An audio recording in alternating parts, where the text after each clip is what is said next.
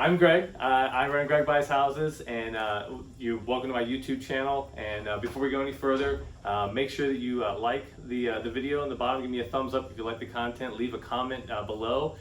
Subscribe if you want to see more content that I've got on the channel. And then, of course, press the bell to be sure that you're notified every time I put out new content. But I'm here today with my favorite realtors, Ashley and Kathy. They're the Live and Ranky team. Did I pronounce that correct? We are with Live and Ranky, yeah. Okay, and it's the Kathy Betterton team, and they have literally sold every house I've ever sold in the Pensacola market. So I'm here because they are the experts, and we're going to talk about basically 5 reasons why you should use an agent. So we'll just do this, like I said, conversationally style, but I do have some notes here to kind of go along. So the number one reason I like to use agents at all is because they are the gatekeepers of the market. And what do I mean by that is, can you guys describe for me, what is the real estate open market? What does that mean to a seller? So what I would say is that in this particular snapshot in time that we're in, if you put it out on the open market so that everybody has access to it, you're going to most likely get your multiple offers. Yep. And more for your property. Yeah, so you're gonna get a higher price point, right? Mm-hmm. Yeah. An open market is not a sign in the yard. When we say open market, that doesn't mean just drive-bys are seeing it. Yeah. You know, you're on the MLS, you have that exposure, that advertising, Right. that marketing, so that you get the most buyers seeing it. What is the MLS? MLS is the multiple listing service, Okay. and that is a place where everybody can come, not everybody, agents can come to get their information on the houses that's fully detailed, pictures, price, information, history, disclosures. Right. Yeah. So it's a wealth of information about your home. Right. And although flat fee MLS is a thing and people can pay for it, you're still realizing that if a seller lists their home on the multiple listing service with a flat fee service, there's still, in order to bring a buyer, there's a buyer's agent that expects to get paid. Cooperation. You know, and that's the cooperation. Exactly. And depending on what market we're in, we don't know what the percentage is, but it's negotiable, but it's not nothing. It's not free, right? Right. Okay. So by the time you're done paying the flat fee and giving a cooperating agent some money, you still are going to be with what it would cost you. It's not that Very much likely. more. The exposure can be worth it. Yeah. Oh yeah, exactly. Not just the exposure, but getting it right, Yes. getting your house staged correctly. Yeah. Oh, we're gonna talk about that. Oh, okay. Yeah. Okay, we'll wait for that. Thank you. And then, so one other thing, as we're there with the gatekeeper of the market portion, when a seller goes to advertise their home, however they choose to do so, how would they know how much their home is valued? How do they know how much it's worth, generally speaking? They go to Zillow. Right. Okay. They get a Zestimate. Yeah. Oh my gosh. We went to a listing appointment last week. This is no lie. And they started talking about the Zestimate because they had an agent who was relying on it. And our comparables showed that we should list the house at $229. The Zestimate for the house was $209. Now, at $209, that's what people tend to go by because they have no other information. Yeah. That is not the way to list your house. It's not the way to come up with a price. Right. So when we come up with a price, if the seller can just pick a price out of thin air, right? But normally, if we're going to choose a price, an educated price, is it like going to Target or going to Walmart where everything's already, there's a price for the item and there's no negotiation? Or how do we choose prices? Generally speaking, we look at other houses, right? Similar homes. What we try to do is go to similar homes within a neighborhood or very nearby, as an appraiser would do. So we try to put ourselves in that role as an appraiser, how they would look at it. And so you're looking at similar homes, similar square footage, similar age, similar amenities, location, absolutely. And then it's not just looking up a price online. It's a science. Okay. Yeah. And no, this is a big misconception, is that when you get your house appraised, that's what the house is worth.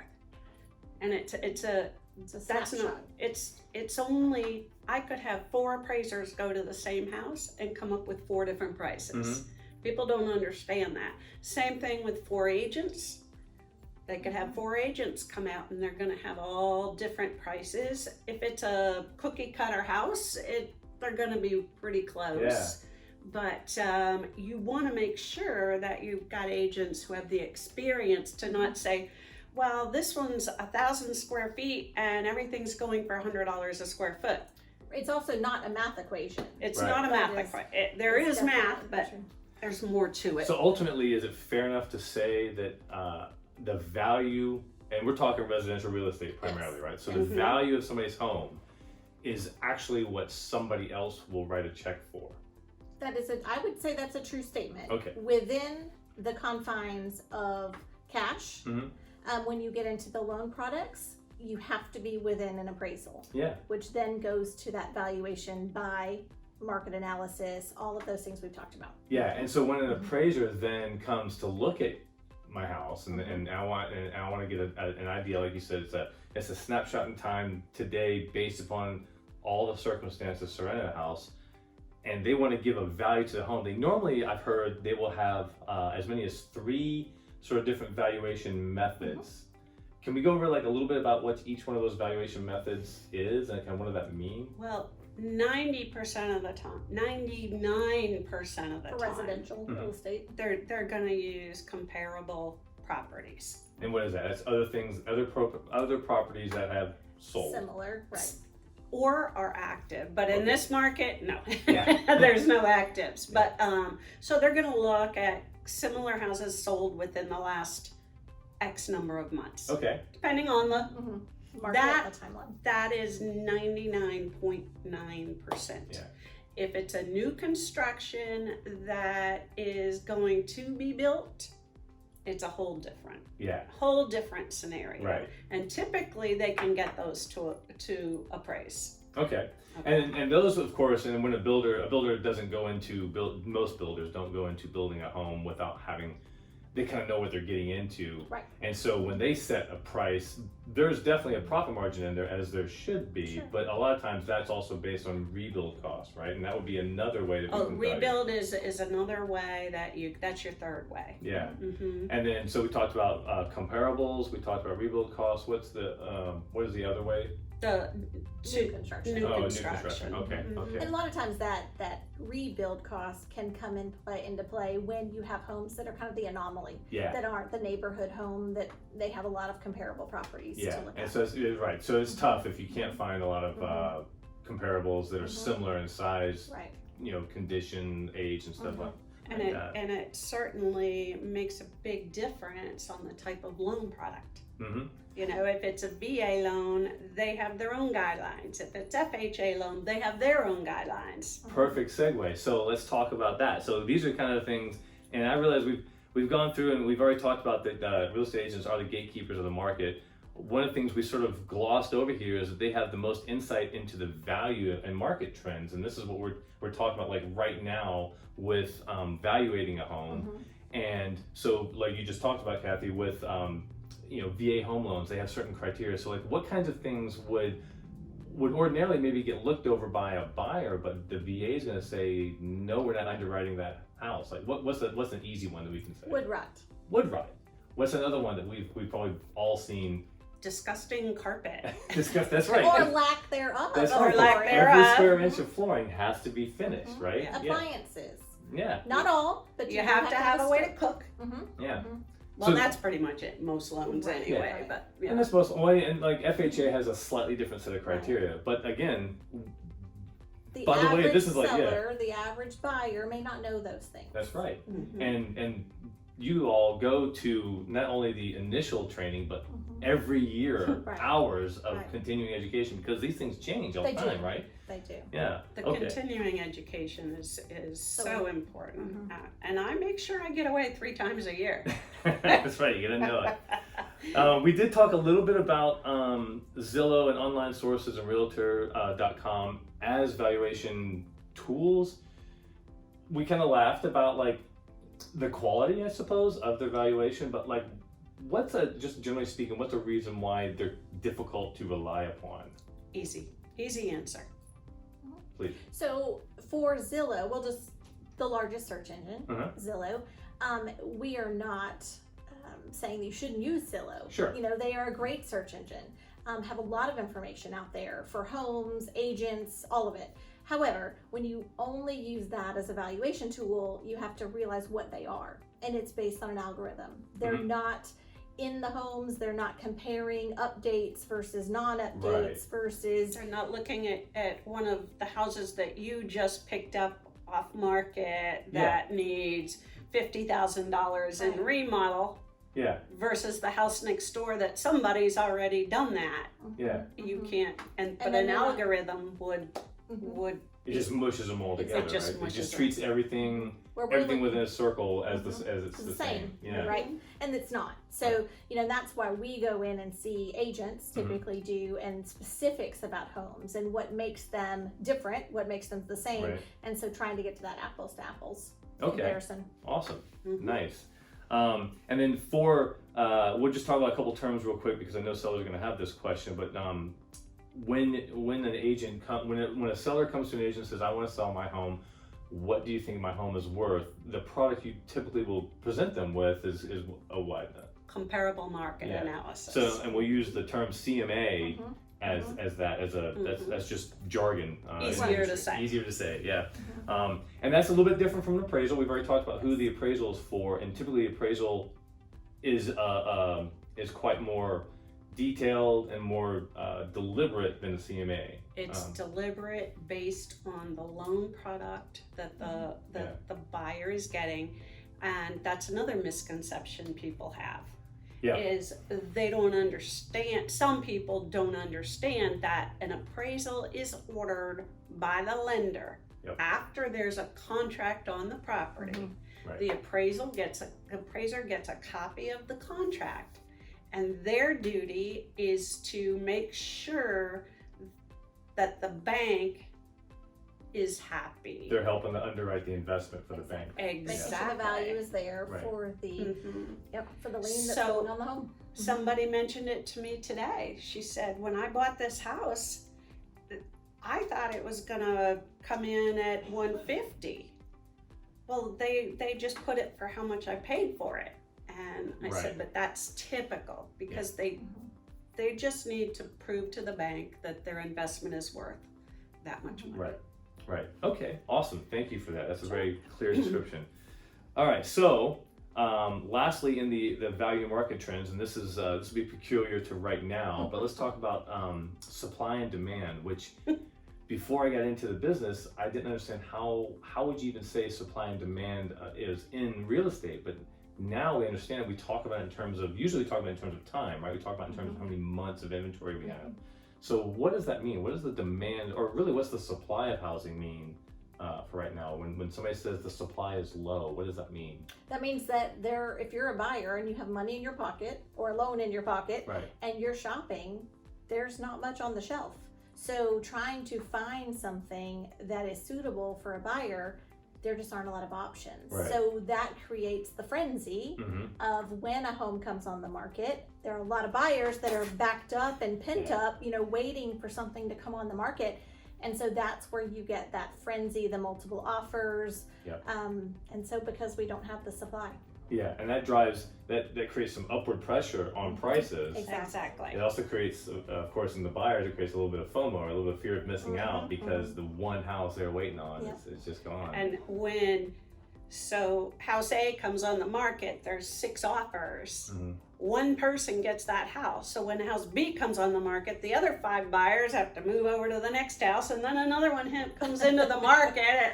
It's insane out there. And we're not describing this is not hypotheticals. This is real life. This is real life. Real time, 2-day supply and demand. And an agent, because that's kind of where you were started with, an agent can help a buyer to navigate that offer, to make sure that they put in the best offer possible. to be as competitive as to possible. be as competitive, because there are ways, and the people who have a new agent who's never experienced that before, It may be hard because It you can be may not have the experience to navigate that negotiation piece. Right. So, being able to have that experience and say, okay, let's look at this. This will make it a little more competitive. And are you okay with that? And let's see where you can fit in that multiple offer situation. Yeah, and so let's talk about that a little bit. So this is, they know how to position your home to sell, which is reason number 4, really, to go with an agent. Sometimes there are things in the house that need to be changed. So like, I hear this from sellers a lot of times where one of the reasons they want to sell to me relatively quickly is because they get a lot of stuff. And they don't want to have to move it out. They have no place to go just yet. Right. They need to get the equity out of the house now. But if a seller has an option and they've got a lot of stuff, is an agent going to recommend things like, when we get into staging, can you have a lot of clutter in the house? Does it work better to have a clutter-free house? So you can have a lot of things in the home. We live differently than we sell, Right. typically. But we would come in and look through the home and try to declutter as much as possible. We use a stager. Some agents do, some agents don't. But decluttering as much as possible allows a buyer to see a home and not see your things. Right. the other side of that, it might be that it has original carpeting and blue countertops and but it's in good condition. So maybe selling to you might not be their best in their best interest. So we typically will do a 2-pronged approach to pricing. If you want to sell it with us, with just these few minor updates or cleaning or whatever, this is what you get. Yep. If you allow us to help you to swap out the original countertops, the original carpet, this is what it'll cost you, and this is what you should expect to get. Kind of an as-is pricing and then an updated market pricing. Yeah. So that also gives sellers an option of, okay, is it worth it to me to do these things, to get more? Right. Okay, so it's kind of like when you go to sell like a used car, if you want to update You're going to detail it? or you're going to let it go the way it is. There you go. That's Exactly. a good analogy. Awesome. And there are still people who don't want to do anything, and they don't even want to mess around, and they're the ones who are going to call you. Yes, they're going to call me and money now. That's right, and it's gonna be money now, and I'm gonna buy it as is. Right. I'll even take all your junk if No you don't want closing it. costs. No closing Yep. costs. And they're like, oh, then there's closing costs. Oh my gosh, wait, does the seller have to pay closing costs? That's definitely something else we got to talk about. Like, what kinds of things can stop? What kind of thing? Well, not only closing costs are another factor in price, or really a factor in what the seller can kind of take off their net, but other things that can come up, like we have home inspections and WDOs and things like that, and can those derail a sale? And can those be He's funny, isn't he? I know. Can those get in the way? Can there be surprises there? Like, what kinds of things can we find on a home inspection or Right. a wood destroying organism inspection? I think that's the big topic, is getting you from here to there. And that's where an agent can come in and be a great asset to a seller, because you're absolutely right. So many things along the way have to be negotiated, talked about, decisions made.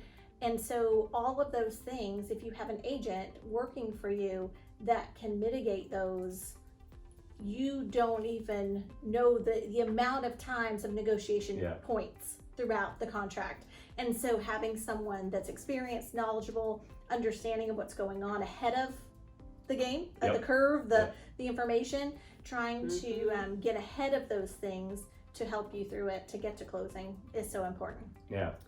Our team, for example, we have a transaction coordinator, but she probably spends 70% of her time coordinating repairs. For the sellers. Roofs, getting estimates for roof. roofs. The last and 2 houses I sold had to have both every roofs on. house has to have a roof Yep, right now. That's right. But you know, if a guy off the street is selling his house, does he have those connections right now when it's very hard to find people Yeah, to do this work? that's right. And Nina, they love to listen to her. Yes, I really appreciate the amount of work that Nina puts into every transaction that you guys have. And that's a great way to bring up the point of that the real estate agent has those connections. Exactly, all those, we need to line up the termite guy for the WDO inspection. We need to line up the home appraisal because the buyer wants to get not the appraisal, the inspection, because the buyer wants an inspection. We need Survey, do we have that? survey, and then once those things come back and tell us the issues that need to get fixed prior to closing, Right. then we have to line up all those guys, and we do all of that usually in a 30 to 45 day Right, window. very short period of time. Yeah, which seems like a lot, but exactly every time Friday comes along and you realize, oh my gosh, we haven't gotten Right. this one done yet. And that survey, you got to call them up Day front one. because they are 6 to 8 weeks That's out right. now. Mhm. It's crazy. Yeah, and that leads us to reason number 5 that I like to use real estate agents. I encourage anybody selling their house to use an agent. Is they find the buyers, but then they also shepherd everyone to the closing table. And this is exactly what we were just talking about. We talked a little bit already about how do we find prospective buyers.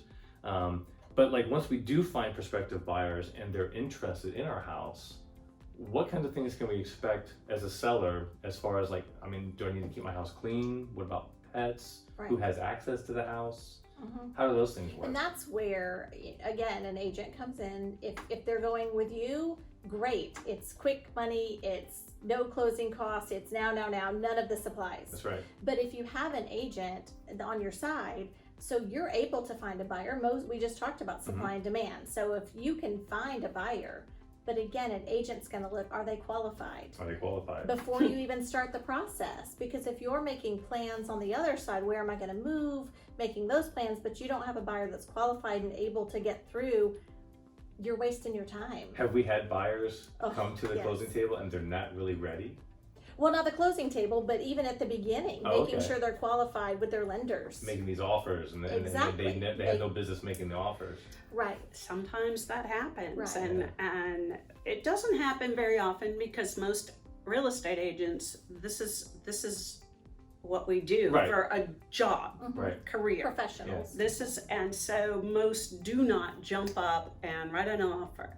They know that you've got to get the pre-approval. You've got to know how much money your buyer has. You need to, Yeah.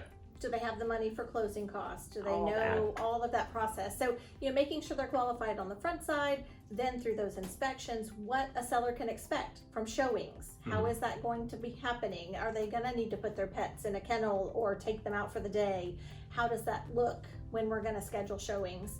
Are we going to do an open house? Yeah. All of those things that help get a buyer there. And so making sure Qualified. that Yeah, qualified buyer that's there. right. Who's ready, willing, and And able. so access, are you going to have a combination box and not know who's coming and going? Are you Right. going to have an electronic box that tracks who's in your home? Yeah. So, all those things that are important for an agent to help a seller. And how much of it is, and I didn't write this down, so I know, but it's something I'm thinking about, but how much of all of this entire process, we know that there's numbers involved. We know that there's banks and there's third party, people who don't have, they have their best interest, but they're not necessarily emotionally connected. But how much of this process is emotional for a seller? For a seller, it's a lot. How much for a buyer? For a buyer, is it a lot? Absolutely. Yeah. so here's something that we would say is and this is another reason to use an agent. We've seen it. If a buyer and a seller lose trust in each other, there's no going back. there's no going back. It's Yeah. so hard to get it back.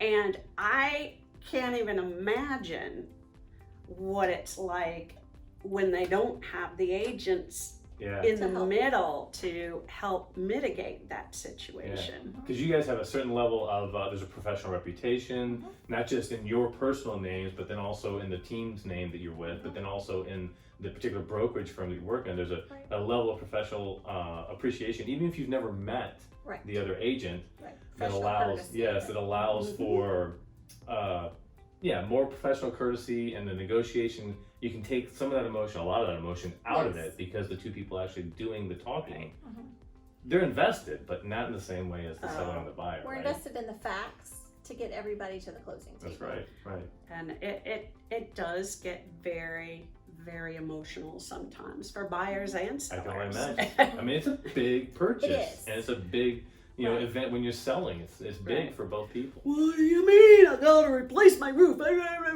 Yeah. Well, let's Every time. take a step back. Every time. How many times have we had to tell you, Greg, you need to replace that roof. You're not going to get anywhere unless you replace it. Every time. I don't want to replace the roof. I now know exactly how much a roof costs just by looking at it because of the number of roofs I Yeah, got to replace. exactly. But if you think about a seller, many of us own homes. It's your home. Yeah. And so when you're selling that can be emotional. The memories attached to that. Kids or however, if it was your first home or wherever it is in your lifetime, but that's emotional. And so having an agent along to help you with that, to take that emotion out of it, make it part of, okay, let's look forward. Yep. And then also to help but because you got that personal relationship with the seller or your buyer, if you're a buyer's agent, you get that personal relationship with your client. When you meet with them, you can help them deal with their emotions and not lose the whole thing because they got mad about something or they got angry about something. Right. So. Yeah. Awesome. Well, so we covered, these are just my 5 reasons, and there's probably millions of more reasons why to use an agent. But I like, they're the gatekeepers of the market. They have all the connections, all the people that we need to know to get, lined up in order to get to the closing table. They have the most insight into the value of your home and the market trends now, because it's different now than it was even 3 or 4 years ago. It's going to change again. It's going to change again. Right. That's right. Can you say short sale? No. And they know how to position your home to sell in the market as it is now, not in the market as it was a year ago or 2 years ago. Right. And when they find the buyers, or when an agent helps to get that buyer there, your agent, if you're the seller, helps to shepherd everybody to the closing table with all the things we just talked about. And we only scratched the surface because, like I said, we're talking about years of training, continuing education, all that kind of stuff that we just don't have time to go into right now. Can I mention one more thing Absolutely. that is so important in this market right now? If you don't have an agent helping you, do you know what your plan is to move? Oh yeah, good question. I just got a text from one of my clients. We're trying to find him a realtor where he's going, that's the easy part. But the hard part is you don't want to put your house on the market if you don't have somewhere to go. That's right. And how are you going to handle all that?